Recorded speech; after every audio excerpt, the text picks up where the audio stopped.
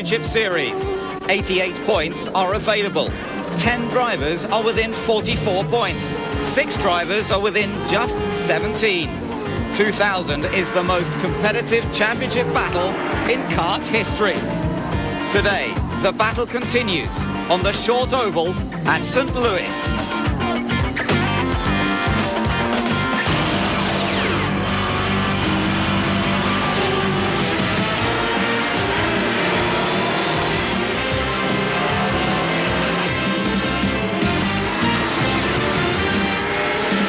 Hello and a very warm welcome on this bright and sunny day to Gateway International Raceway, just within sight of the famous archway at St. Louis. We're at the other side of the Mississippi River. Hello and welcome, I'm Ben Edwards with Jeremy Shaw with ESPN's coverage, and we're at a critical phase in the championship, there's no doubt about it. This weekend we have just 4 races to go, including this one. Maximum of 88 points on offer, and boy, there are a number of drivers who could still win this title. Let's take a look at the points as they stand at the moment. Gilles de Ferran with that narrow 6-point advantage, but Jeremy, we can see that some of the front runners haven't qualified very well here. That's right. Remember last weekend, Gilles de Ferran started on the front row and all the other contenders were way back on the grid. Well, this weekend, it's Paul Tracy who has the best opportunity to leap up to the front. He is in 3rd place on the grid. Fernandez there in 7th on the grid. Look at the other guys, all way back at the bottom end of the top 15. They've got a lot of work to do. They have indeed. Well, Gilles de Ferran has that narrow advantage at the moment. Based on some consistent performances this year, he has won on an oval. That was at Nazareth earlier this season. His latest good result came last week at Laguna Seca. But qualifying did not go well for him yesterday. He had a bit of a scare, as he told us. That was very loose in qualifying. He had a major moment coming out of 2, which you might have caught on camera or not, I don't know. And that was it. It ruined my qualifying session, but that's the way it goes. Obviously, at the beginning of the race, there are some opportunities there, but you got to watch out. And, you know, we've been racing pretty well. I'm very comfortable with the car for the race, but, you know, it's certainly tougher from there. He will start in 13th place on today's grid, but the man who will start from pole position is none other than Juan Montoya, the man who has won 2 oval races already this season and led numerous laps on the ovals. They seem to have a special magic on the ovals, this team, with both cars on the front row. I asked him about that special magic. Not really. You know, we should have the same question to the Penskes in this, you know, in the road courses. They're so fast and our car doesn't really seem to work well.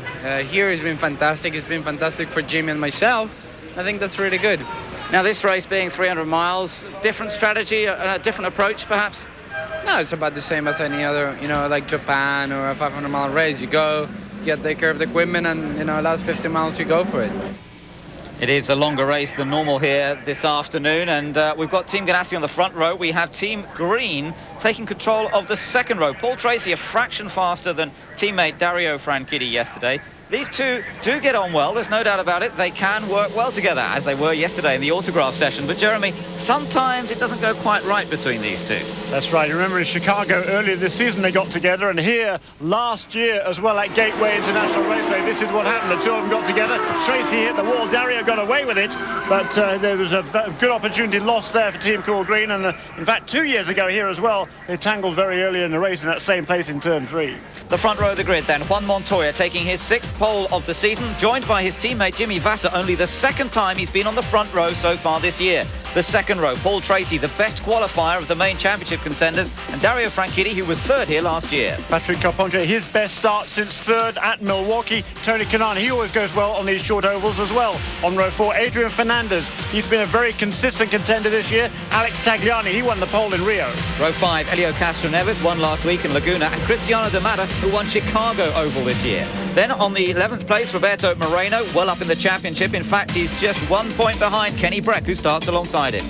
Gilles de Ferran, he's the championship leader, way back on row 7, alongside him Max Papis, who was quickest in practice. And Michael Andretti, another contender, he is back on row 8 alongside Alex Barron for Dale Coyne Racing, a good effort. 17th for Christian Fittipaldi, his worst qualifying of the year, alongside the Spanish driver Oriol Servia. Then Memo Gidley will start in 19th position alongside Mark Blundell, counting down his last races at Pac West. On row 11 is Michel Jourdain Jr. and Shinji Nakano. If you can believe that, in their last 9 races each, those guys, they have just one finish between them. Tazo Marquez on row 12, and Mauricio Gugelmin, his car was found 7 pounds underweight after qualifying. Also at the back, Luis Garcia Jr., he also failed the post-race technical inspection, post-qualifying technical inspection, and furthermore had a crash this morning with Memo Gidley, those two both in their backup cars. Yes, and looks like he might have a problem down there, Jeremy, in his backup car. The team gathered around it, and he doesn't seem to want to fire up properly. No, that's the car that they've been using for most of the season. They have they just got a second 2000 chassis only a month or so ago, and this weekend was supposed to be its first race, but because of the crash this morning, he's back into the backup car. But looks like they've got that car underway, so Luis Garcia will take up his position at the back of the field then. Now, we have some onboard cameras this weekend. We're on board with Jimmy Vasser, who, I'm glad to say, starting on the front row, did a good job in qualifying yesterday, just pipped by teammate Montoya towards the end of the session, but great to see Jimmy back up there. Still looking for a ride for next year. We're on board with Mauricio Gugelmin. He starts way back now, of course. He would have qualified quite well, but unfortunately that infringement on weight put him at the back. Yeah, that's right. He would have been 11th, which is not a bad effort for this Mercedes-Benz Bowers car. Both he and Tony Kanaan both showing fairly well for Mercedes-Benz this weekend. Well, not running very well this weekend has been Mark Blundell. A bit disappointing. He's starting down in 20th and really has struggled to get on to the pace here this weekend. So he'll have to put in one of his consistent race performances, running with Motorola sponsorship, and this is the Motorola 300, so it's an important race for him to complete well. Now, looking at the track itself, it's a 1.27 mile or just over 2 kilometre oval, 236 laps. It is a longer distance than normal. It's around 300 miles, as we said, and normally most of the race is around 200 miles. And look at those maximum lateral Gs, 3.7. That's a lot of G-forces here, and the two ends of this racetrack quite different. Turn 1 and 2 is quite steeply banked and fairly tight. Turn 3 and 4 much less banking and much more open as well. So two very distinct corners. Now then, the cars beginning to line up and get side by side for the ready for the start. There have been some controversies over the starts of the race in recent times. Let's hope that they manage to get it cleanly underway this time. Montoya leads them around the pace car into the pit lane. The Motorola 300, round 17 of the FedEx Championship Series gets underway. It's a good clean start this time. Montoya leads them down to turn 1, followed by Vasser. Castroneves having a little look down the inside, but Kenny Brett going around the outside of him. And one of the Marlboro cars, I think that was Castroneves trying to make a move there down the inside. That didn't work, and I think Kenny Brett was able to get around side him. But look, here's one of the players' cars down the inside of Tony Kanaan. That's Patrick Carponche. Don't think he was able to make that move stick. No, Kanaan, in fact, now trying to go right round the outside there, see whether he can manage it. That's on Dario Franchitti. It's Tracy in third, then Franchitti. Kanaan in 5th place, followed by Patrick Carpentier. So a good racy getaway for Tony Kanaan. Adrian Fernandez next up behind them, with Tagliani following, and Cristiano D'Amata next up in 9th position. The two Team Penske drivers quite well down at this point. 11th and 14th for Castroneves and Gilles de Ferran, and they will just have to play it patiently. It looks to me as though Andretti there actually going around the outside of Elio Castroneves. Castroneves not running very quickly in these opening laps as we watch Tony Kanaan again putting a little bit of pressure on Dario Franchitti. Yeah, some good shuffling here in the early stages there. And Tony Kanaan, he's had a good car on these short ovals all season long. Maurice Nunn there, the team owner, also a pretty accomplished race engineer, of course, in his own right. They've got a very good setup for this kind of tracks, and Tony Kanaan's been delighted with that car all weekend. Here are two championship protagonists battling it out, Roberto Moreno and Michael Andretti, both featuring in that top 6 in the series. We're listening up to the communications to Michael Andretti now. We saw him last year move up from 11th place on the grid and quickly establish himself as a front runner here. He's done it in the past at St. Louis. He always seems to go well in the race, and already he's moved up from 15th place to 12th position. Further on down the order, Garcia is running at the back of the field. Gugelmin hasn't really been able to move up much, but keep your eyes on Michael Andretti. Championship very important to him, and he lies just 6 points behind de Ferran, remember, at this point. Now, there is our race leader, Juan Montoya, 4 laps completed. He and Jimmy Vasser, about just over 3/4 of a second between them, and not much of a gap being developed as yet. They will play it patiently, I think, in these early stages. Well, you talked about Luis Garcia, actually just come into the pit lane right in front of us, and quick service there. They're looking under the back end of that engine cover and trying to get him back out into the race. Jimmy Vasser holds on to 2nd place, but Paul Tracy close behind him, then Dario Franchitti. Their confirmation that Luis Garcia is in the pits, as you mentioned, Jeremy. right up at this top end of the pit lane, and it does seem as though they've got all sorts of problems with that car. Someone has a 6-sounding engine down towards the back of the pack. I'm not quite sure who that was, but as they came past here, there was somebody who didn't sound quite right at all, so we'll keep our eyes open for that one, and the ears as well, and see if we can connect our ears to our eyes and find out who that is for you. Paul Tracy in third place then, lies third in the championship at the moment on 122 points, and he won this race a couple of years ago, 1997 in fact, 3 years ago, when he was driving for Team Penske. A win this afternoon would be such a boost for him as he chases his first ever FedEx Championship title. Well, we'll have to see if he can do that. Meanwhile, the racing continues further down the order. And I'm not so sure that engine might well have been Mark Blundell. It seemed to be either Mark Blundell or Michel Jourdain Jr. They were running very, very close together. They're coming past us now. I'm not so sure. One of those two, I think. Doesn't sound quite right, but certainly still running fairly strongly at the moment. Mark is back there in 19th position, just ahead of Jourdain. Barron now back to 21st. Yeah, Barron had a bad getaway, didn't he? Because he'd actually qualified reasonably well in 16th position, and he's dropped down the order somewhat. So I think we'll expect to see a number of drivers performing differently to the way they did in qualifying. For example, the likes of Max Papis, who's just at the back of, just behind these two Team Penske drivers. Max Papis almost in shot there. He's 15th at the moment. Now, Max has been one of the fastest all weekend. He was fastest on Friday afternoon, fastest on Saturday morning, and then for some reason, in qualifying, all he could manage was 14th. Bit of a surprise, and we might see Max Papis moving up with a good race setup as we go through this one, and there's lots and lots of time in which to do it. More pit stops than we would normally see in the conventional races, and that means more opportunities to gain ground. We're riding with Mark Blundell here. Engine sounds all right from the onboard there. Yeah, it certainly does, and maybe it could be Jourdain, or maybe it's just a figment of my imagination, I don't know, but we're just behind the fencing. You sometimes get some fairly strange reverberations off the fence, but I don't know, we'll see. Otherwise, Garcia, though, also is back in the pits again. He's already a couple of laps down. Well, Castroneves running down in 13th position at the moment, with Gilles de Ferran in 14th. Those two Reynard Hondas, Honda-powered, and Honda, with that win last week, taking the lead in the Manufacturers' Championship by just 1 point, interestingly enough. Yeah, that's very, very close indeed, that is. And it's, I think it's pretty sure now it's Jourdain's engine doesn't sound too good. Poor old Michel Jourdain Jr. You know, 9 races now he's gone without reaching the checkered flag. Absolutely amazing. And it's looking awfully like it might be number 10 if that engine doesn't sound any better for a short while. Yeah, it looks as though Garcia's day could be done as well, Jeremy. They're still working on his car, but no sign of him coming back out onto the track at the moment. Meanwhile, Gilles de Ferran there has got past Castroneves, as you can see.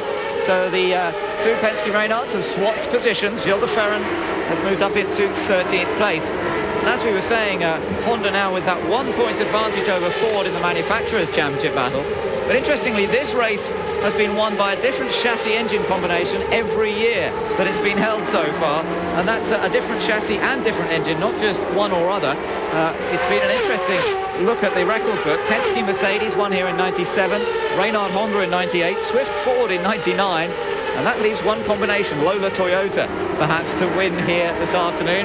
They're running up first and second at the moment in the hands of Juan Montoya and Jimmy Vasser. Now let's take another look at this battle. This is Dario Franchitti in 4th in the Team Green machine, and he's chased by Tony Kanaan. And it's great to see Tony running well. As you mentioned, Jeremy, has some great engineering experience in that team, courtesy of Mo Nunn. But they have had an up and down season. Good performances on some of the ovals, a little disappointing all round, and it's good to see Tony running competitively here in the top 5 today.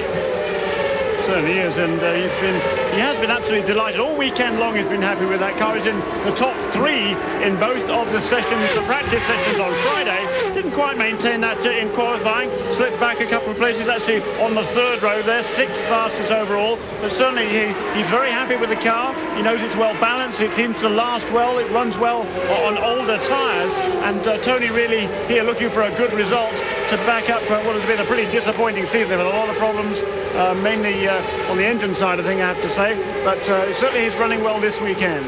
Yes, he is. Lots of non-finishes, sadly, for Tony this year. But look at this, tucked in behind Dario Franchitti and just patiently waiting at the moment. There's no need to take any risks because we're so early in the race.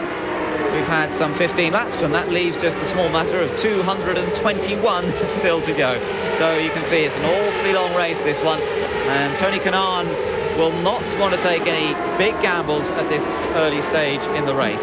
Quick mention, by the way, with the number of cars that we have out there today, 25 cars, although we're down to 24 at the moment with Garcia still in the pit lane. Brian Herter not competing this weekend, one of the stars, if not the star of Laguna Seca last weekend. Brian Herter not competing on the oval here, but he should be out, we hope, at the next road course or street course race in Houston. Confirmation that Garcia's got out of his car, and that really was a short day for Luis Garcia. Really all went wrong from the warm-up this morning when he had the accident with Memo Gidley. So Garcia becomes our first retirement. No such problems for Juan Montoya, who leads his teammate Jimmy Vasser by 1.2 seconds. Tracy third, Franchitti fourth, Kanaan in fifth, and the top six rounded out by Patrick Carpentier. We'll be right back on ESPN with more. Stay with us.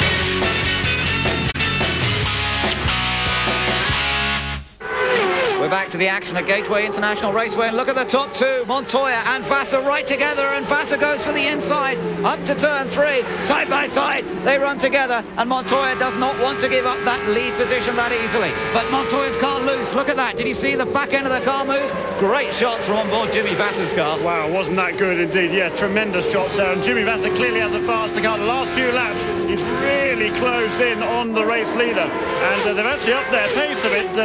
No, they're down their pace. They were doing 27-second laps in the early stages of the race, and now they're down to 28.4. So clearly, Montoya there has a little bit of a problem with the handling of his car. Jimmy Vasser able to close in, but not yet able to get past him.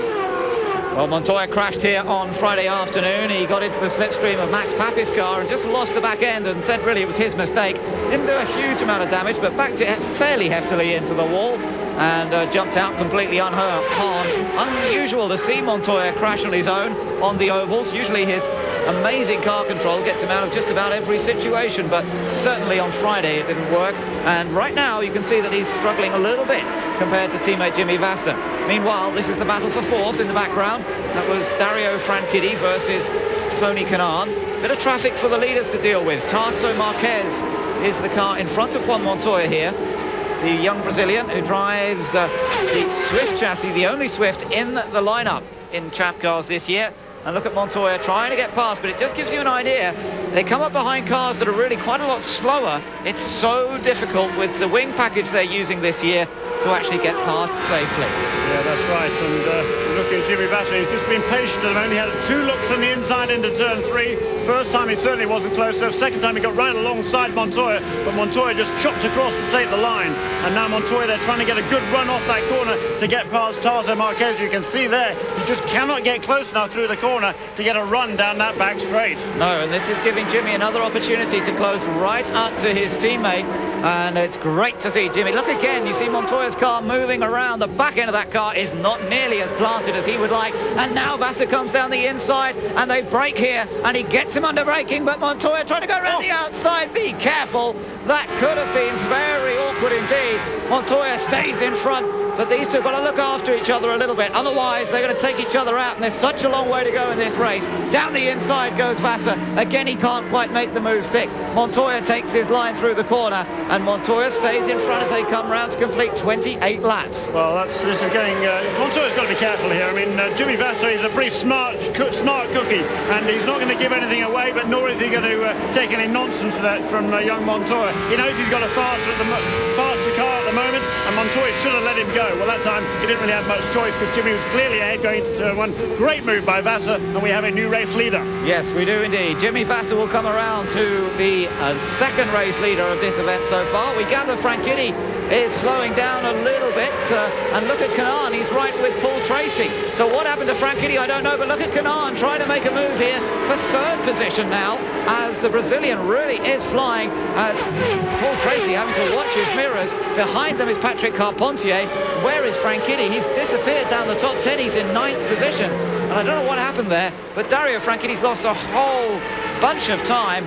Down to 9th, Tagliani in 10th place. And let me just tell you that Michael Andretti has moved up to 11th position now with Gilles de Ferran in 12th place. And there you can see, let's take a look. There's Franchitti. Now he's behind the two Team Penske cars.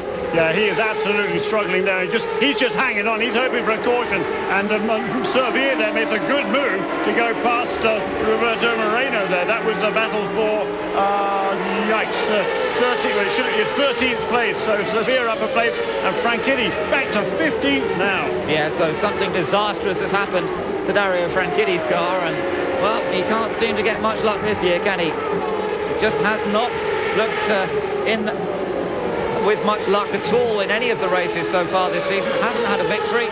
He's been up there several times, but things just going wrong for him. A little bit like Montoya as well. Montoya runs second now, chased by Paul Tracy in third. Tony Kanaan following on in fourth place. And you have to say that Patrick Carpentier is not far behind. He's in fifth and very much with this lead group. Adrian Fernandez not far behind him as well. He's in sixth. Then D'Amata, Kenny Breck, Tagliani, Michael Andretti, Gilles de Ferran and Elio Castroneves. And there's really nothing to choose between all of them. Now, here comes Dario Franchitti. He is coming into the pit lane. Got to go virtually the full length of the pit lane. We're just trying to find out what happened. He's reporting that the car went very loose.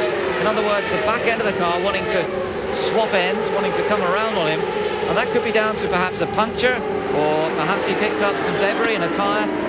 We'll just have to see if we can find out, but he's had to bring it in. You know, the cars have been very much on edge this weekend. The tyres, I don't know if the tyres going up. And look at this, Montoya getting a move as Barron holds up Jimmy Vasser there, coming off turn two. Montoya gets a run, he can't make it stick. But look at Paul Tracy now, watches there in third place, and Tony Kanaan right with him as well. We're on board with Jimmy Vasser looking back at Juan Montoya, and Montoya so nearly had an opportunity to go back ahead there.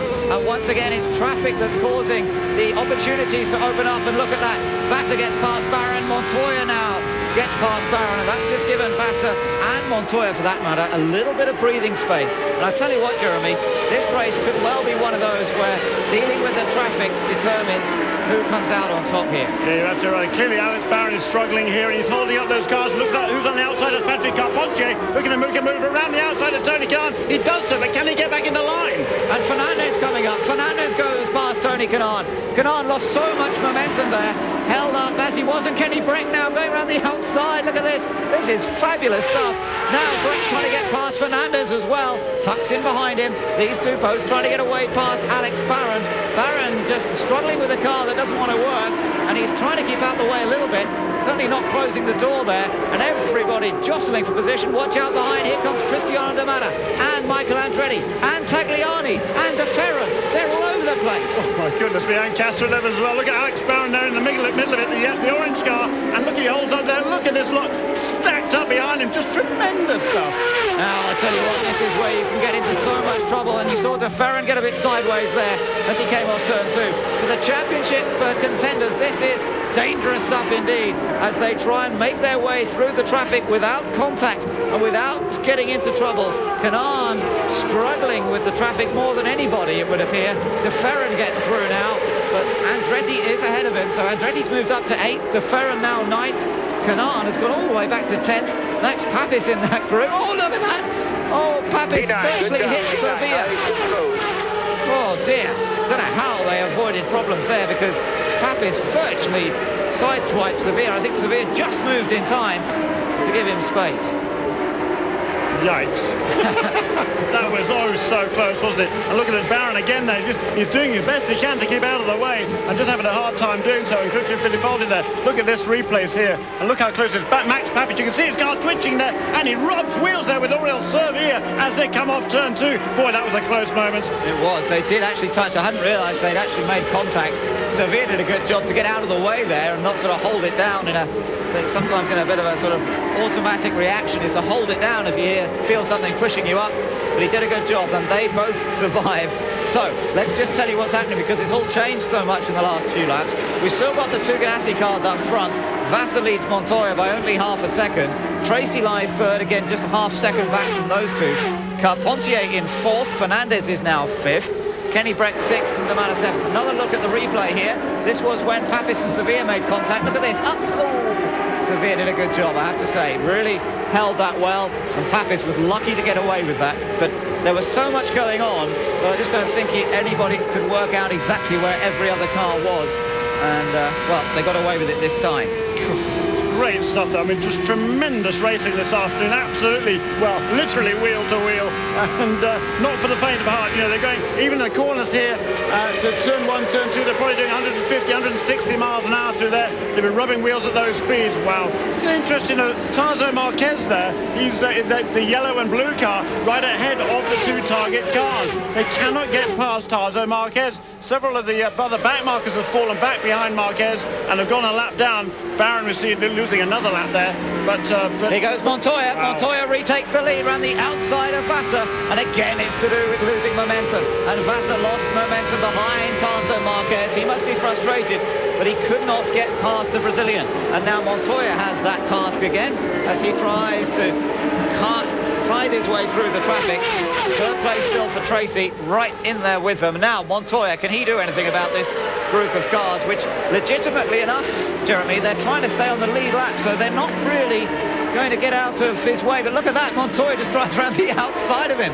Made it look very easy. That's interesting, isn't it? And he was struggling a little while ago, was Juan Montoya, but that car has come back to him now, and he's able to make that car pass cleanly, and also Vassar goes past into turn 1 as well. So meanwhile, look at that, around the outside of Mo Gujamin was Juan Montoya, then he goes inside Mimo Gidley down the back straight, or can he?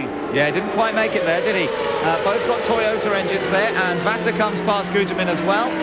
Tell you what, Montoya really driving hard to get past the traffic, but you need to today. I think you've got to get past the traffic quickly. If you get stuck, then you're going to be in huge trouble, and there's a whole gaggle of cars trying to get through the traffic now again, trying to get past Marquez. Look at Carpentier, he's got past Tracy, but Tracy coming back at him. It's the two Canadians side by side. Tracy retakes the place. That's the battle for third, and for a second there, Patrick Carpentier had moved into third position. Fabulous stuff. But, you know, Carpentier's done a really good job this weekend. He had obviously a horrible time in qualifying. He had a horrible crash at Laguna Seca 1 week ago. He came back fantastically well in the race. He was one of the very few drivers to make any progress. From 18th to 9th in the race. This weekend, Friday started off really bad. All sorts of niggly problems on Friday here in practice. He was back and forth between his primary car and his backup. He qualified very well indeed. He qualified 8th, and now he's knocking on the door of third place here. Tarso Marquez is now passed by Patrick Carpentier. Tell you what, Marquez might not be that quick through the turns, but it's very quick off the corners, that car. And so they really have a problem at slipstreaming past him as they come out of the turns. Looking back at Cristiano D'Amato in the Pioneer car, D'Amato runs in 7th. He's under attack from Michael Andretti, who is in 8th place. This is a battle for position. And at the moment, D'Amato, who won the race in Chicago this year, ahead of Andretti, and look at this now, Andretti looking to try and get past him. They had a great battle some week, as I say, some months ago, a couple of months ago now in Chicago, and interestingly enough, their talk is that Cristiano D'Amato will move to Newman Haas. Look at this, Vassar's got back in front of Montoya. The two Ganassi teammates battling again, and Vassar retakes the lead from Montoya. Certainly in clean air, it looks as though Jimmy's car is better, and they're coming up to lap Shinji Nakano. Yeah, he's been in the pits a couple of times already, and there's several laps down, and look at him holding up there, Juan Montoya. He drifts high in the middle of the corner, and Montoya has to go around the outside. So Vassar's race leader now after 48 laps have been completed. Montoya second, Paul Tracy is third. Jimmy Vassar is our race leader from Juan Montoya, who dropped back a moment ago, but still in second. I think he's in a reasonable situation. We wondered if he had a problem for a moment, but I think he's just reported that the car is okay. Montoya second, therefore, then Tracy in third, Carpentier fourth. Michael Andretti has now worked his way up from qualifying in 15th. Michael is now 5th. And that's an amazing recovery, but right behind him is the man who leads him in the championship by just 6 points. That is Gilles de Ferran. He's 6th, Fernandez 7th, Breck is 8th, Castroneves 9th, and Cristiano D'Amato in 10th. And Andretti is a man on the move. He's really made a lot of progress his last half dozen laps or so. He's turning the fastest laps of the race at the moment, and he is closing on Patrick Carpentier. That's the good news. The bad news is he has about 2.3 seconds to make up before he catches up to Carpentier, who of course is right on the tail of Paul Tracy. Yes, and I thought actually for a moment there, as we last saw them, that Carpentier might be trying to make another move on Tracy. At the moment, Montoya here lies in second, and he says the car's all right. He did drop back a couple of laps ago, but the last lap time was fine, 28.1 compared to 28.0 for Jimmy Vassar, and he's still quite a way ahead of Paul Tracy, who just tentatively holding on to third from the blue and white car of Patrick Carpentier. This is a good battle between these two Canadians, but Michael Andretti is closing. Watch for the black car. Just getting into the picture there. That is Michael. And he now is beginning to become a major factor in this race. Look at him. And just behind him, not far behind anyway, is Gilles de Ferran.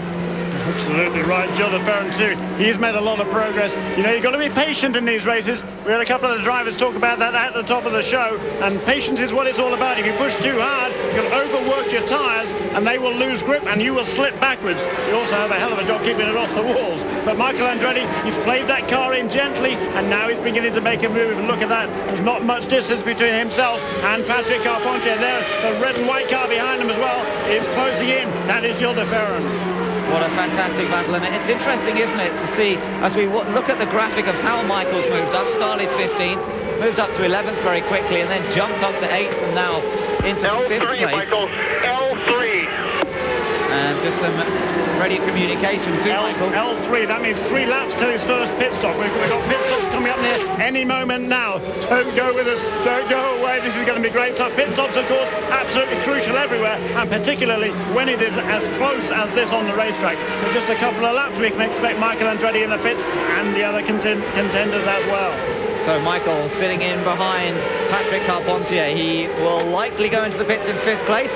I wonder where he'll be after the Newman-Haas crew have refueled and put new tyres on. If they put new tyres on, something to watch out for here today, Jeremy, is the fact that last year Michael gained time in pits by not putting new tyres on every pit stop, so we will try and keep an eye out on that for you.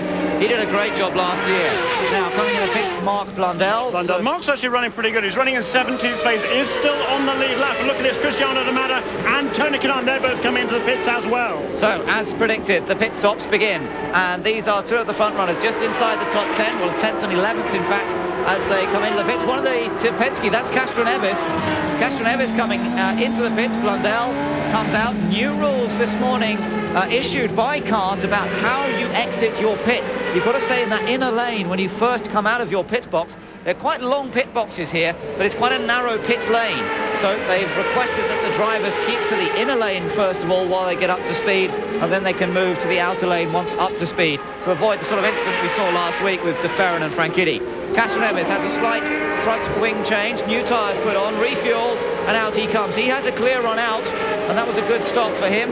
Meanwhile, D'Amata and Kanaan come out almost together, but in the same formation as they went into the pits. So, the 2 Brazilians exit, and now we wait to see who will be next in. Paul Tracy and Michael Andretti coming together.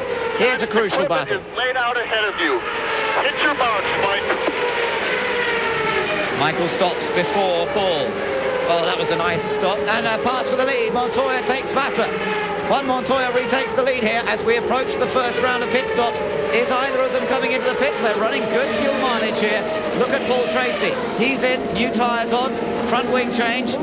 That's quite a big front wing change, I have to say, before he spins the wheels and comes back out again. And he stays in front. Look, he stays in front of Michael. Yes, he did. So 2 good pit stops there. Meanwhile, the 2 target cars are still going on, and excellent fuel mileage there. You see Max Papis and also Christian Fittipaldi in the pit. But now here is Jimmy Vassar onto the pit lane. He has completed 60. This will be 63rd lap. Montoya is still out there, so he can get another lap in on the amount of fuel he's got in the car. Carpentier, Fernandez, Breck and Papis all still out there, all trying to stretch their fuel mileage as far as possible, and that really should help them later in the race. Sometimes it helps, just depends how the race works out with yellow flags, etc. Papis is in fact, in the pits. You can just see him as in comes Jimmy Vassar. Christian Fittipaldi exits as well. And everyone hard at work, the concentration intense down there in pit lane. Fuel still going aboard. Seems to take a long time to get the fuel in, but fairly conventional, and he's careful on exiting pits. Remembering the new rules, he exits through the available pit ahead of him. That's what they've got to do as well, as we now see Roberto Moreno trying to make a move on Juan Montoya up front. And there's Adrian Fernandez in the pit lane. He'd moved up to 4th position before that pit stops. Before the pit stops sequence started, he was in 7th, so he's been running well. I reckon 3 cars yet to make a pit stop of the leaders. Juan Montoya, also Patrick Carpentier and Kenny Breck. Yeah, so they really here comes Kenny Breck right now. Looking at Max Papis, when he came out of the pits, he came very close. Oh, that was good work, though. He managed to avoid the Ganassi crew just about. And he has to stay in that inner lane, so he has to be a bit careful there. If he crosses the line too far, I think then he will be penalised. In comes our race leader. Juan Montoya is into the pits now. So, will he still be in front when he comes back out? He stands on the brakes as he gets to the line for the speed limit. Kenny Breck is also in, and so is Patrick Carpentier. So those three cars that stayed out the longest are now back out onto there, and a pretty quick stop from Kenny Breck. No, Kenny Breck came in on the previous lap. Yeah, he was sort of, well, he wasn't a lap behind, but he came in one lap before Juan Montoya right here, and we're on board there. That is Simon Hodgson, the crew chief there, changing the right front tyre. Look at that, a wind change there, substantial wind change to the front of that car, and Patrick Carpentier also came in on the same lap. 66 laps those two did before they came onto pit lane. Now let's see where he emerges as he comes back out onto track. Let's see where he comes out. Andretti, Tracy and De Ferran are the front runners of the guys who came into the pits. Andretti got past Tracy, interestingly enough, after they made the stop. Montoya comes out just ahead of Andretti. So Montoya retakes the lead, but Michael's up to speed. He's going to go around the outside. He's going to try to go around the outside. But look at that, a great move. And also around those two lap cars as well. Brilliant move by Michael Andretti. He cuts inside. Alex Brown outside Darcy Marquez. And Michael Andretti is the new race leader. So once again, he leads laps here at St. Louis. He's done it every previous race here. The fourth race at St. Louis and the last for the moment for the FedEx Championship Series, with St. Louis not being part of the calendar next year. Michael has led every single race run here in the series, and he looks so good here today once again. Won this race last year. He has Montoya chasing him. Montoya getting back up to speed after that pit stop. Tracy lies third. Go P1. Confirmation to Michael that he is P1 after that round of pit stops. He was fifth before we went into the pits, and now he's up front. And Dario Franchitti is out of his car. We can catch up with him, I think. Dario, what put you out of the car?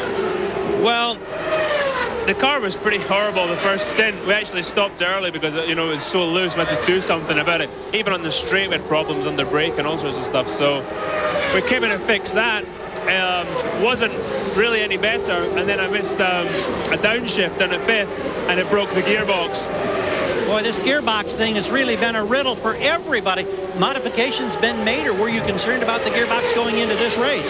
We weren't really concerned about it on the oval, but it's proved a big problem. I only missed one downshift, and that was it. That was the gearbox gone.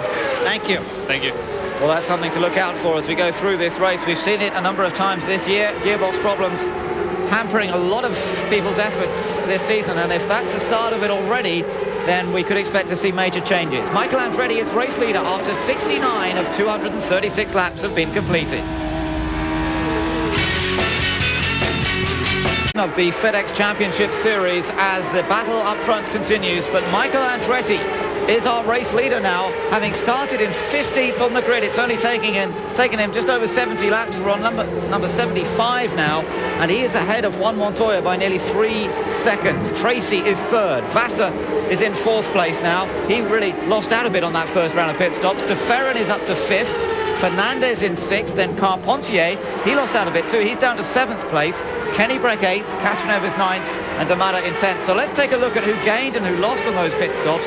Vassar lost quite a considerable amount, but Michael Andretti went in 5th place, and he's come out in front. Yeah, that's interesting. He came in on lap 61, did Michael Andretti. He was running, as you say, in 5th place, but right behind Tracy and Carpentier at that stage. And I think they were probably holding up a little bit, so it was a good move by him to get into the pits and get out again. And he was fortunate to get some clear air, some clear track when he was back out on the circuit, and he was able to make up a lot of time before some of those other guys came into the pits.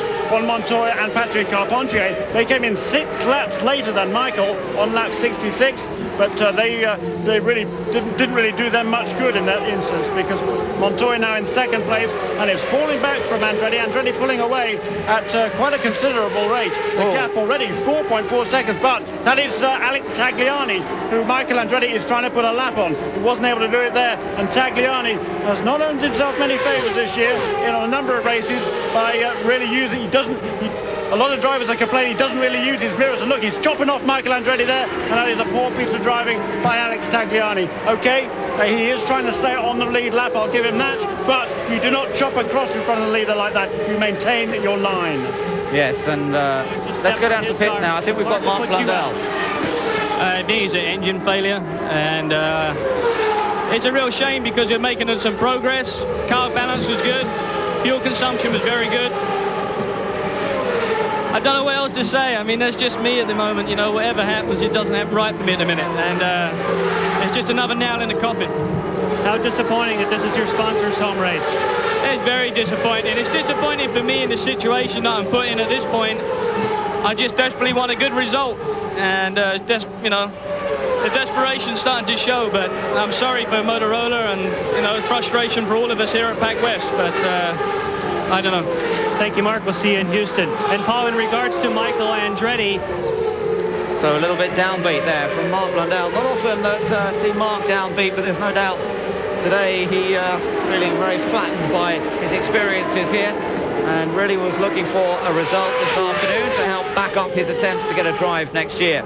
We're looking here at Cristiano De Mata and Max Papis. They're running 10th and 11th at the moment. I would say these two are potential winners of this race. They might be down in 10th and 11th places at the moment, but let me tell you, these are both very fast drivers on this type of track, and if the things go their way as we go through this race, and it's such a long distance, it could easily come back to them. They're just following each other through the traffic at this point, 10th and 11th, and right behind them in 12th, well, not far behind anyway, Tony Kanaan. Yeah, and Michael Andretti here is really looking good. There's all sorts of battles all the way down the field. Just tremendous stuff here. There's not a huge crowd here on hand this weekend at Gateway, and there's a couple of major sporting events going on here, a couple of major rivalries in Major League Football and baseball here in town in St. Louis, just 5 miles away, and there's expected to be 110,000 people at those two events in total. 55,000 at the football and 45,000 at the baseball, but still, we've got a fantastic motor race going on here, and I'd say there's maybe 25,000 here, and they are enjoying just one whale of a motor race. We saw Memo Gidley just clambering out of his car. Looks as though his day could well be done, and after a really strong run of finishes for the young American driver, it does look as though he's run out of luck a little bit. Didn't finish last time out in Laguna, and it's one of the early retirements here. That's right, because he had a tangle with Luis Garcia this morning going into turn 3. Gidley diving down on the inside, and they both described it as a racing accident. Neither one was blaming the other. I saw them both afterwards. They were both fine, but they did both have to switch to the backup cars, and just another indication, things just not going well, as you say, Ben, for Memo Gidley. Now, race leader Michael Andretti, there he is at the back of this group in the black car. He's now coming up to some more traffic, and that includes one of the championship front runners, Roberto Moreno. So Moreno, who runs in 15th place, in severe danger of going down a lap here to Michael Andretti. So Moreno desperately trying to cut his way through the traffic. Meanwhile, Christian Fittipaldi in a battle here with Oriol Servia. Servia lies 14th. And Fittipaldi, well, no, in fact, he just moved up to 13th place. He's got past Fittipaldi. So Fittipaldi not having a particularly strong run here this weekend. Did have a big crash here last year, don't forget, in testing. And that probably doesn't help, although he has been quick on the ovals this year. No, that's true, and certainly the Newman House team was struggling for most of the weekend. As you say, Michael Andretti started way back in 15th position. He wasn't happy with the car at all, and even this morning in the warm-up they weren't particularly happy with the car, but clearly they made some changes since the warm-up, and Michael Andretti's car is absolutely working like gangbusters, and Christian Fittipaldi is not. Here's the battle for second. Juan Montoya in the Ganassi car lies second at the moment, chased by the only remaining Team Green car now in this race, Paul Tracy. So the gap between them, fractional, just a couple of tenths of a second. Yeah, that's right, and Tracy has certainly closed that gap down quite considerably these last few laps. They're coming up now to put a lap on Alex Tagliani, and ahead of them is Mauricio Guzman. Ahead of them, Guzman is Tazo Marquez. Yes, they're about to be lapped again, but Montoya has to keep an eye on his mirrors because Tracy getting closer. Michael Andretti driving away a little bit up front. Plenty of traffic all the time to deal with. Stop earlier because I'm going to crash. Montoya says 10-4. Hang on. He's dropped back. Montoya has dropped back behind Tracy. And he said something about Come in now. something going to happen or I'm going to crash. Yeah, I think... Only when the windows are this open. Tell me for the window for the pits open. They're trying to figure out how many more pit stops they need to make. They'll need to make... the question is whether they can make it on one more pit stop. You probably can't. I can't figure that. My maths isn't that good. They've got six, let's say 60 laps between pit stops. He comes in now. He'll make another one on lap 180, and that will leave him... how good your maths, Ben? 236 laps. 56 laps still to go. Well, there you go. You can do that. So within the next lap or two, the window should open up so they can make it to the finish on just one more pit stop.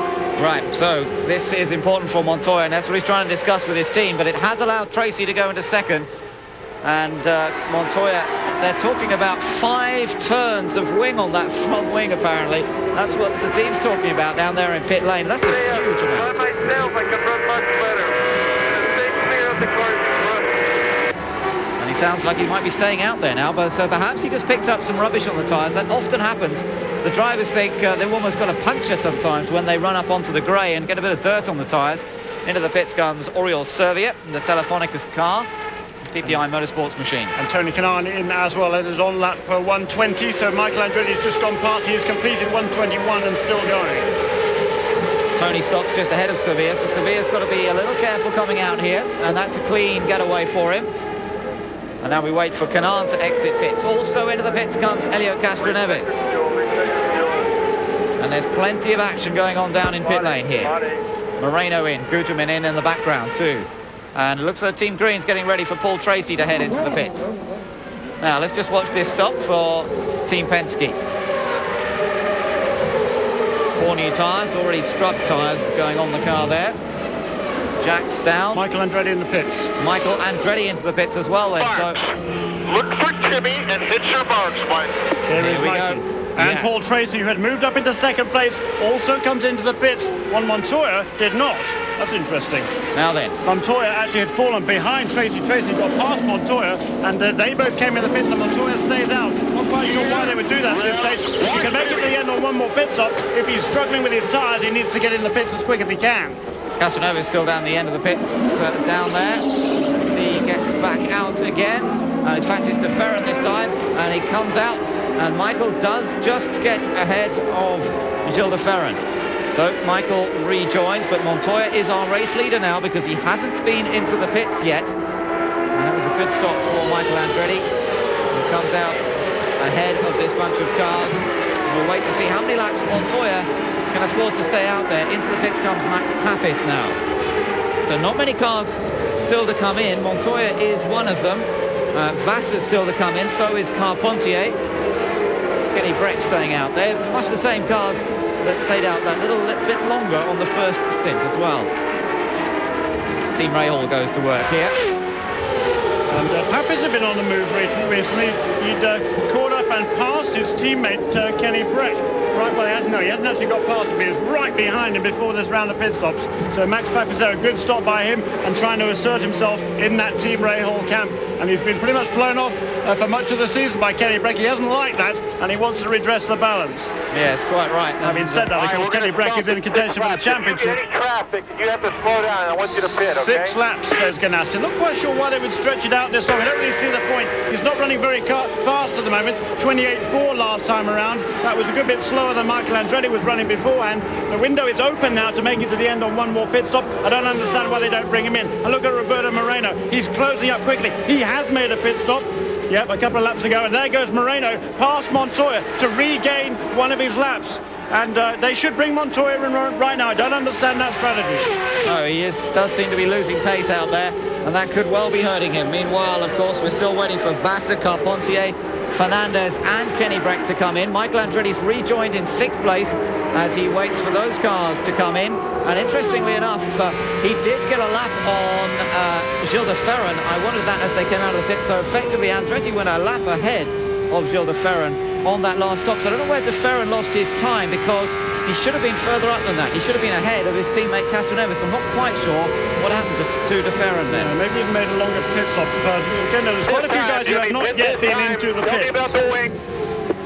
So Jimmy Vassar coming in next time round. He's 15 seconds behind at the moment, behind his teammate Juan Montoya. Here comes Vassar. Try and listen up to the radio. Hear what they're saying to him as he heads into the pit lane. Quite a bumpy pit lane. They've got to be cautious, both the entry to the pits and the exit to the pits. Very bumpy here, and something the drivers have to be very aware of. If you do see somebody spinning, it could be because simply getting caught out by the bump. So, hey, you got us down here, clean shot. Nobody's in your way. Nobody's in your way. You got us, clean shot here. And I believe that Montoya's coming in. Yes, he is. Montoya is into the pits as well.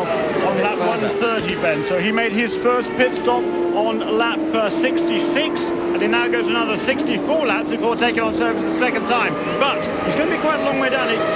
He may get out in He'll be lucky if he gets out in third place. We'll see how these pit stops work out. We've had most of the other contenders in the pits already. Carpaccio, Fernandez and Breck are not among them. Now let's look at the amount of front wing change. They are making fairly heavy front wing change. And a set of scrub tyres on board that car gets it out of the pit lane cleanly. Nobody stalled the engine as yet. So everybody behaving themselves down there in pit lane. And a good performance from Ganassi Racing. Now then, that puts Patrick Carpentier in front because he's not been in yet. And Fernandez up to second because he's not been in. But Kenny Breck now does come into pit lane, pushing it as far as they can on this second tank full of fuel. Carpentier is our race leader as Kenny Breck, there he is in the Shell car, now heads in for his fuel and tyres. And Michael Andretti will have a pretty substantial lead once this round of pit stops is over. Great strategy by Newman Haas, unlike the last couple of races. Boy, they got it right this weekend. They're making their pit stops apparently at the right time as we see Adrian Fernandez pull onto pit lane, and Andretti is already up into second place, and the other guys are still making their pit stops.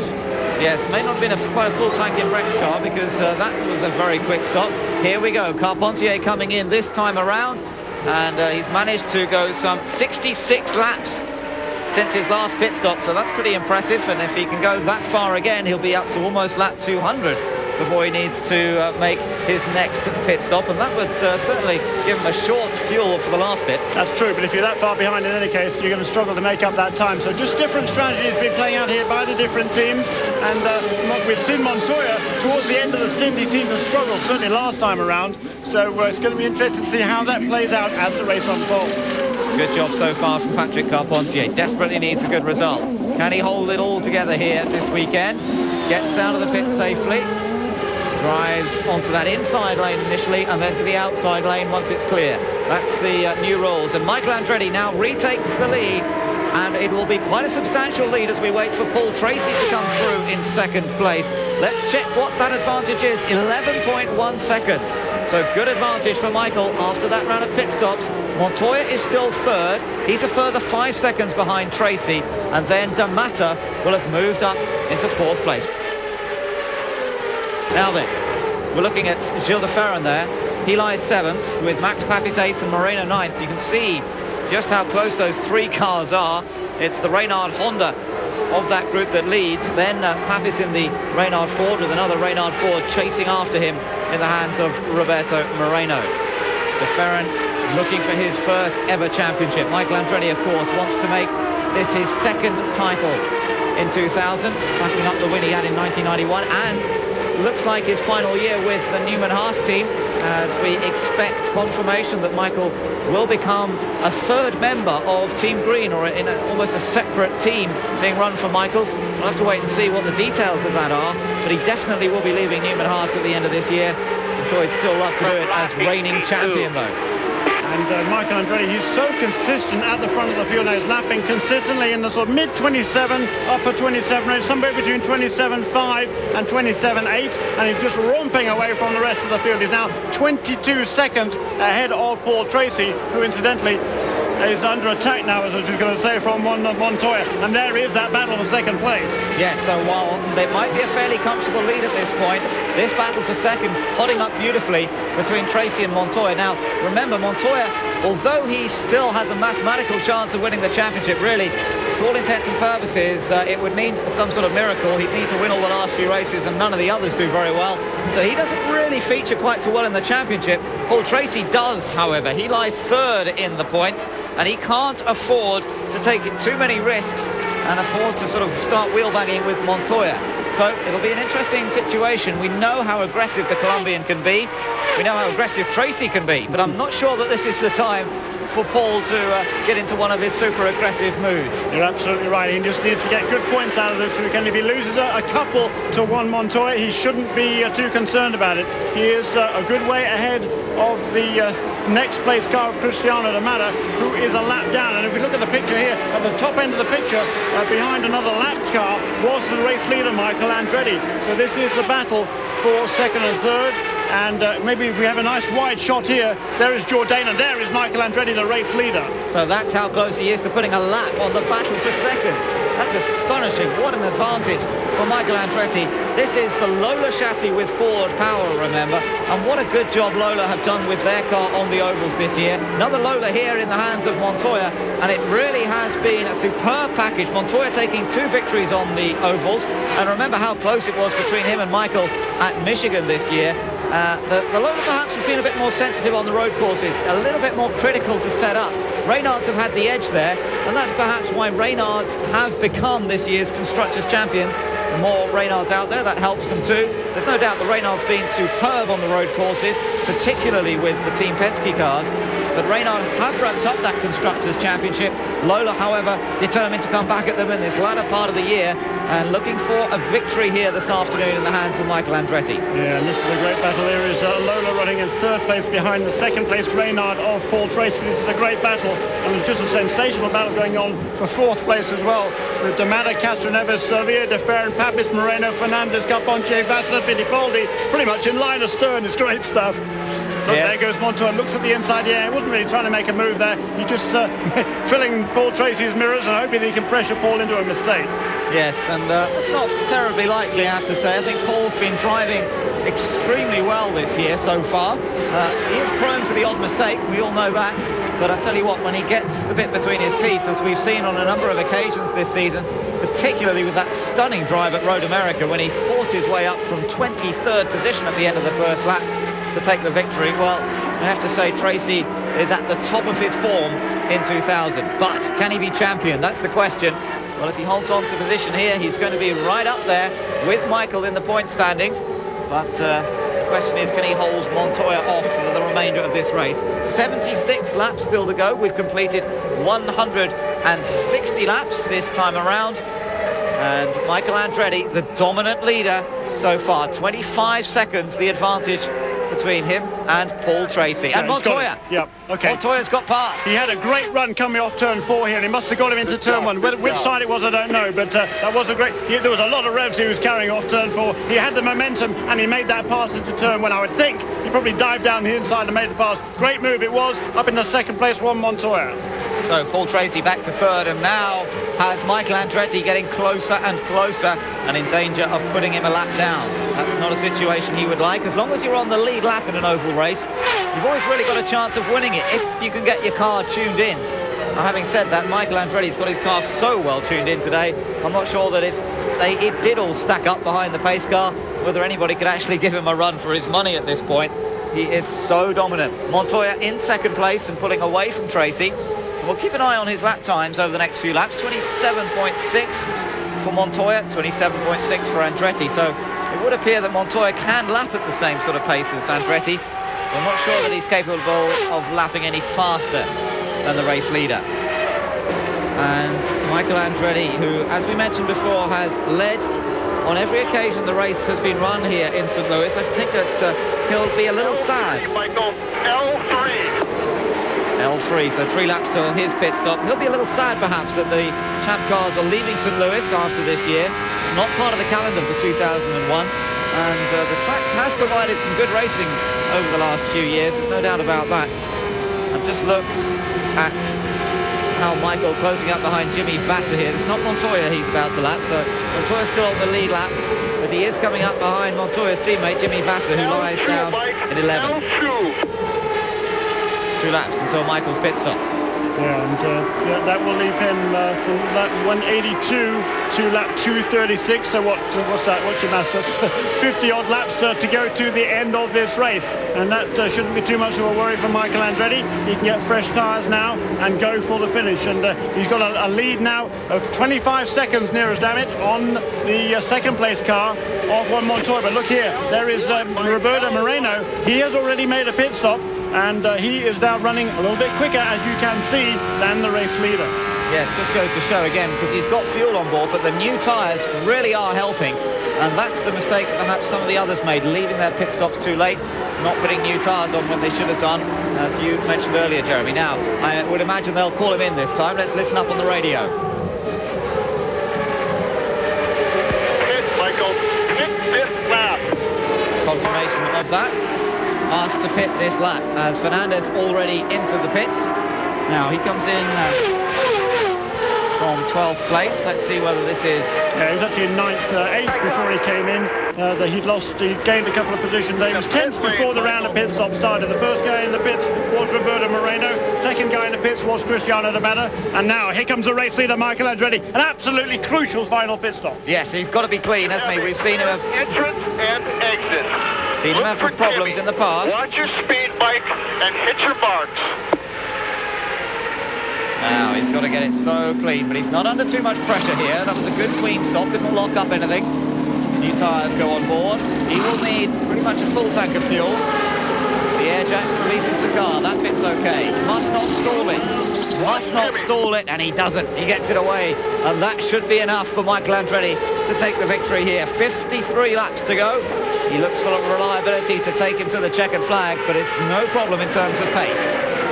Here comes a bunch of cars now, heading for pit lane, and that includes second place man, Juan Montoya. Yes, it does, and interesting now, we've got one of the Penske cars in as well, that is Castro Neves comes in, and Oriol Servier and Juan Montoya.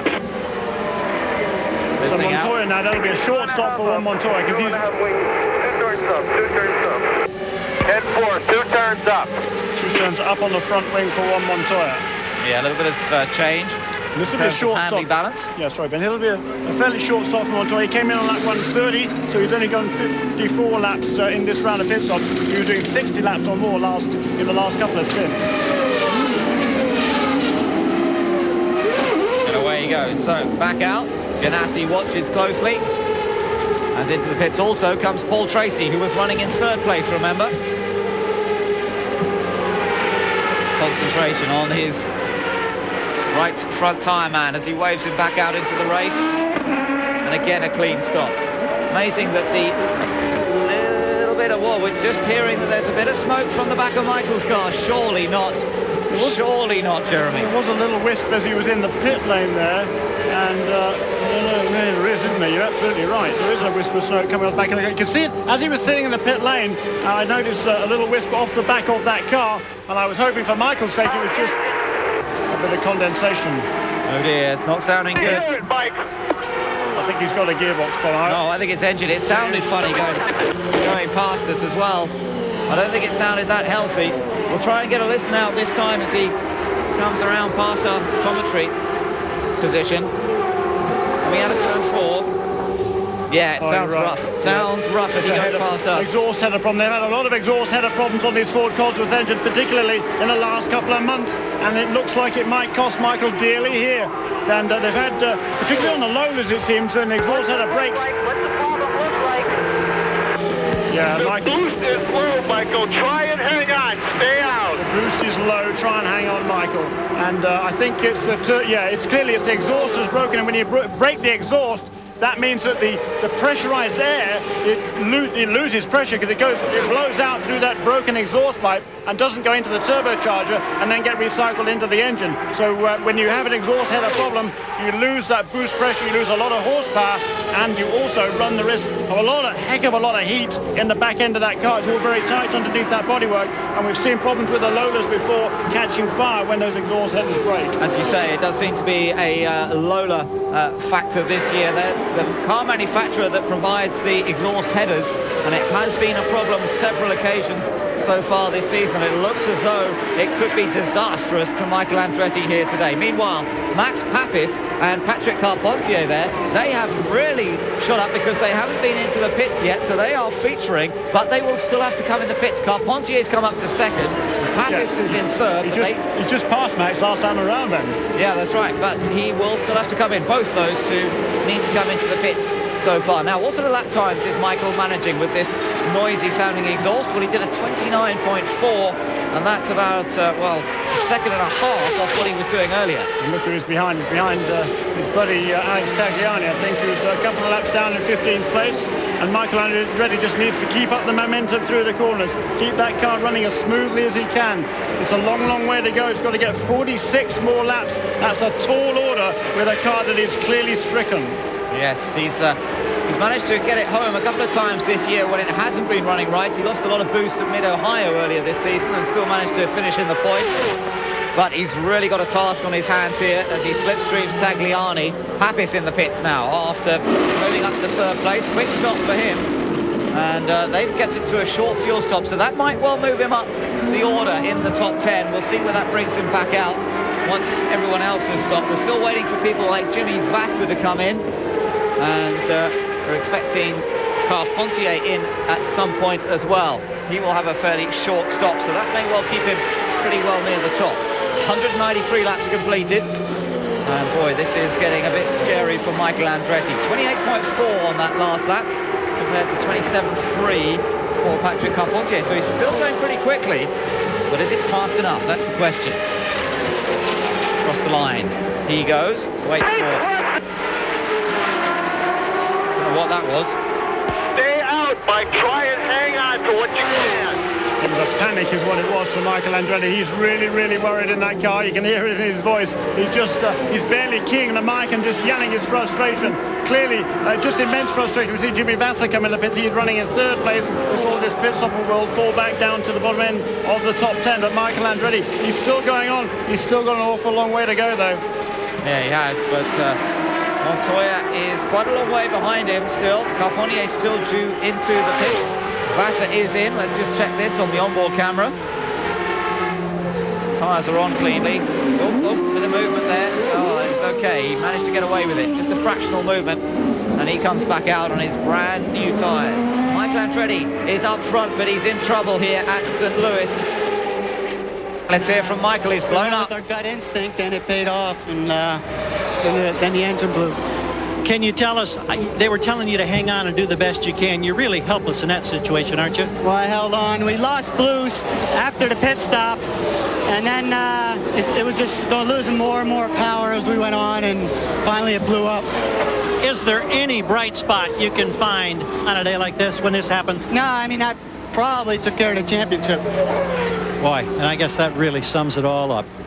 Well, that is just so disappointing. It's just almost beyond words today, because Michael deserved this win more than I've seen in some recent races. We've seen some bad luck. Patrick Carpentier in the pits. He's one of the last of the front runners to come into the pits, but what a disappointment for Michael Andretti. Yeah, tragic for Michael Andretti, absolutely tragic. He'd driven a brilliant race this afternoon, absolutely brilliant. He was in control, the race was his, and he has that engine problem, and that is so sad it's not true. This man now is back in the lead. Juan Montoya took over the lead again when we saw Patrick Carpentier make that pit stop. Patrick led 4 or 5 laps there. He came into the pits. Juan Montoya now in control of this race. Well, that's pretty amazing, isn't it? He's had his ups and downs in this race with a car that at times has not handled well and dropped back a little bit. Said he was in real trouble at one stage, but then seemed to get it back together again, and now he finds himself as the race leader. But I'm sure that he will appreciate that he has been lucky to inherit this lead. 34 laps to go, and Michael Andretti, we heard Mario Andretti, by the way, coming over the radio, didn't we, Jeremy, when Michael pulled over, and he said Mario just was obviously bitterly disappointed. He said, nobody can drive like you. That was your race today. And there's no doubt it was. Michael just stormed ahead of everybody here, showed them how to do it, but unfortunately it's not enough. You've got to finish the race, and he hasn't done that. So it's Montoya who leads. Tracy is in second place. Carpentier, has he emerged in third? Now, yes, that's pretty impressive. Yes, he has. He's had a fabulous drive today. Has Patrick Carpentier. He didn't get flushed. He was down the bottom end of the top 10 for this in that last stint, because he elected to run a full stint rather than short filling like some of these other guys did. And so it's worked out for him. He's emerged in third place. Cristiano Domata, interestingly, took a completely different strategy. He made his last pit stop on lap 175. 175. I hope he's got enough fuel to get to the end. That's awfully early. I don't know whether he will have, actually. He made his last pit stop at 175, and Cristiano is in 5th place now, right ahead of Aurel Serbia, his teammate. Another retirement, and this time it's Maurizio Gugelmin. He was running just inside the top 20, but unfortunately that's both Pac West cars out of the running here this afternoon, so another disappointing day for them. They had their Indy Lights championship leader crash out of the Indy Lights race earlier today. That race, by the way, was won by Townsend Bell, the American driver, and the championship stays alive despite Scott Dixon's huge championship lead coming into this weekend. It's now been narrowed, and he's got some work to do next time out in Houston. back with the action here, and Damara there going through shot in 5th place. Severe is in 6th, his teammate, and then in 7th place Max Papis. There is our race leader, and Montoya has a very healthy advantage over Paul Tracy. He basically has a lap on Paul Tracy. Yeah, best part of about 20 odd seconds now over Paul Tracy, and that's pretty interesting. They both made their final pit stops on lap. Oh, look at that, look at that, look at that. Getting really out of shape. That was, no, it was Tagliani. Montoya was coming through to lap them. Tagliani got up on the outside, and he so nearly ended in the wall and had a big wiggle coming out of turn number 4. Somehow, again, no damage was done. Nobody hit the wall. Nobody has hit the wall so far, but boy, that was the closest we've come so far. That would have been a very fraught moment indeed there. And Tagliani, clearly he's hanging on. He's been up and down a bit. Here's a replay. Here's outside. There is way on the outside there. And Alex Barron on the inside. He gets up high there, and he just keeps it off the wall. That situation, you're just hoping. That's all you're doing. You're hoping. You're hanging onto the steering wheel. You're just trying to coax that car back into line.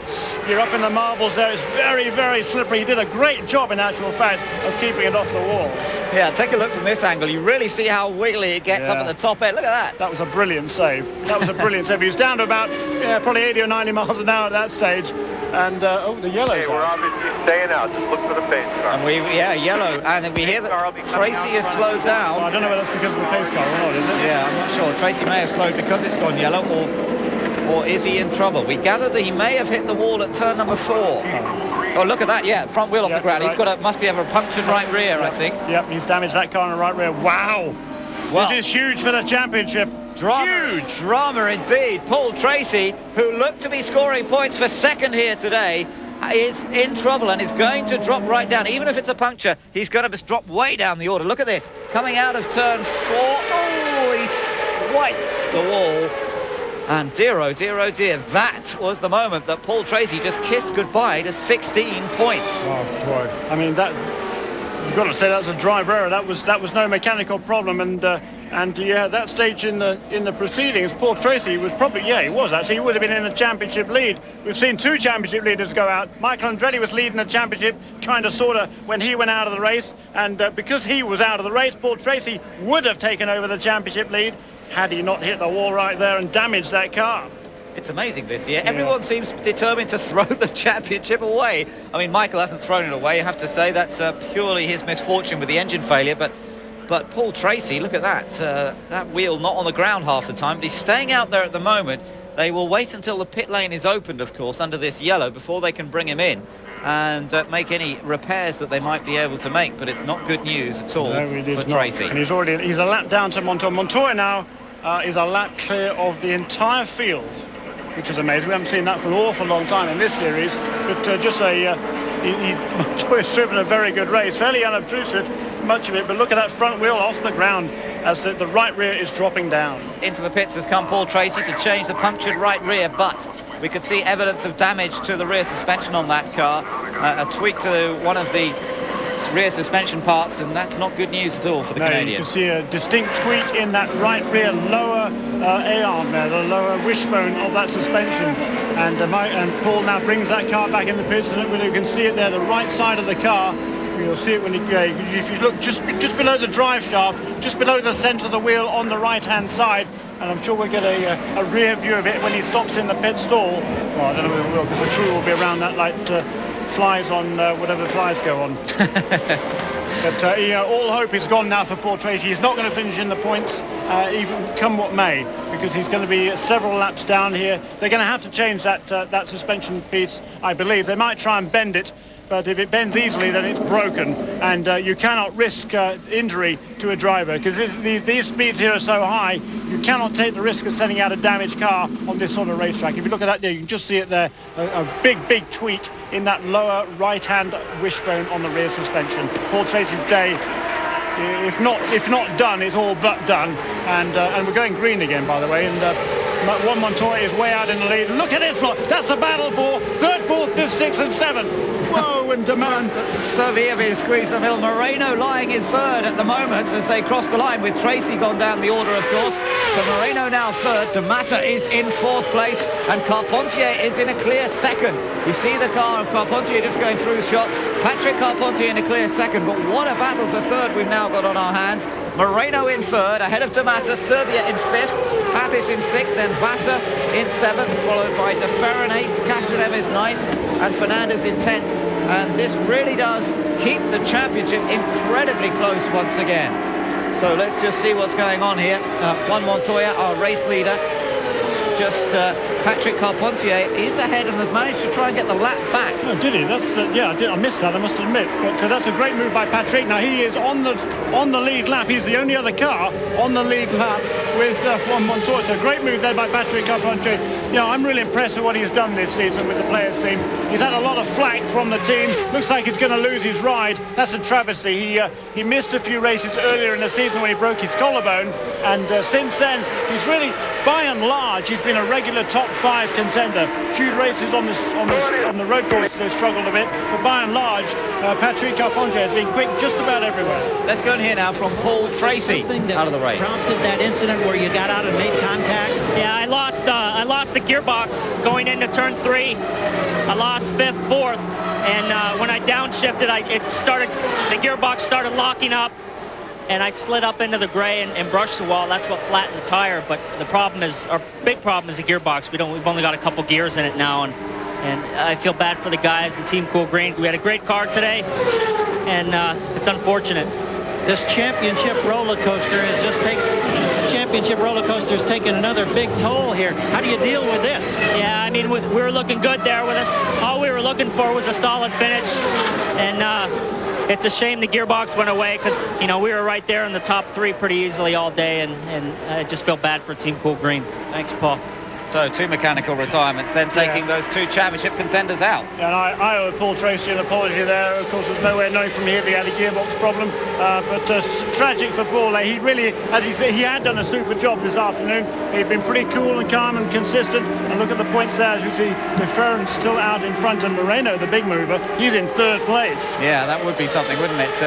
Moreno scoring for 3rd position here, if he can. But of course, he's still being chased very hard indeed by the likes of D'Amata, Serbia and Papis. So Moreno cannot afford to relax. There are 17 laps still to go. Moreno's got himself a little caught up behind Tony Kanaan, who runs down in 13th position. So anything can happen here.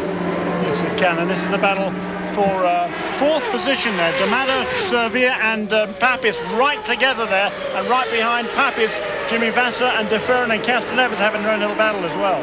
Tell you what though, Jeremy, one man's going fast, and that is Patrick Carpentier, who's just done a 26.8 second lap around here. Remember a few years ago, he had his best ever result at Gateway when he finished in 2nd place to Paul Tracy. He led until 2 laps to go. I wonder if he can pull the same trick on Juan Montoya and grab the lead at the end. The leader is Juan Montoya. We've had 4 different leaders, 12 changes of the lead, just 1 caution period, which lasted for 5 laps after Paul Tracy just tapped the wall, but unfortunately enough to put him out after a gearbox problem sent him wide in the 1st place. Now, here is our race leader. He's won on 2 ovals already this year.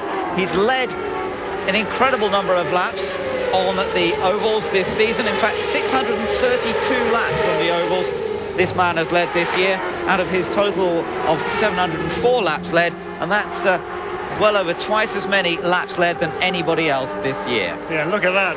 Patrick Carpentier is absolutely flying at the moment. Look, he's set the 9 fastest laps, single laps of this race. That's absolutely flying. He overtook Juan Montoya, we saw after that the only caution of the day, and he's narrowed the gap from 27 seconds when it takes you to do a lap around here down to about 15 seconds. So he's absolutely flying. I think he's going to run out of time. Yes, I don't think there's enough time with only 8 laps to go for Patrick Carpentier, but this will match his best ever result. And ironically, it was here at St. Louis that he scored his first ever 2nd position in his 1st season with the Bettenhausen team. It looked like it could be victory, but Paul Tracy that day was in dominant form in the Penske, and he caught and passed Patrick with just 2 laps to go. Well, Patrick's only had 1 other 2nd place finish in all the rest of the time that he's been doing champ cars. That came at Vancouver last year, but what a tremendous boost this will be to him if he can hold on to second. If the car holds together, he will be in great shape. But Montoya at the moment is our race leader as he comes round to complete 230 laps, just 6 to go. Just 6 to go, yeah. Great effort by Juan Montoya. He hasn't been a dominant car today like he has been in so many other races, but he has driven absolutely superbly. He had a couple of concerns earlier on, but he kept his head, kept his cool, and is now way out in the lead. And Patrick Carpentier, the gap down to 13.3 seconds, but with only 6 laps to go, there's no way he can make that up. And Chip Ganassi beginning to look pretty happy. But a great run for Patrick Carpentier. Let's give a big hand to him. Well, if Montoya wins today, that'll put him within about 30 points of the championship lead, ironically, even though he's had such a tough season this year. 30 points, well, that's quite a lot, but don't forget there's 66 points on offer still after today with 3 races remaining. So he's still got a chance of getting himself up near the top of the championship. It's going to be so close at the top of the table. We'll take a look at it at the end once everybody's in position. But I tell you what, it's not going to be covered by more than the proverbial handkerchief, I think, as we go towards the next race at Houston. For Juan Montoya, though, this could well be the 3rd win of the season. He won Toyota's first ever victory for Champ Cars on an oval earlier on this year, first ever win on any kind of track, and that was at Milwaukee. He then went on to win that most dramatic of races in Michigan. This time, well, he's inherited the win from Michael Andretti. There's no doubt about that. This was Michael's race. But Montoya, like any of these guys, will take it however it comes. Yes, he will, and he's looking out good out in front of him, but still some brilliant racing going on behind him, particularly for 3rd, 4th and 5th. Roberto Moreno doing a great job in 3rd place, D'Amato in 4th, and Servia and Papis are absolutely tied together going down the back straight. It's good stuff, isn't it? But look at the manufacturers' points, which have been so close. Honda, this was after the last race, so this doesn't allow for this race. Just 1 point between Honda and Ford. But of course, this will be a great day for Toyota. Oh boy, won't it just?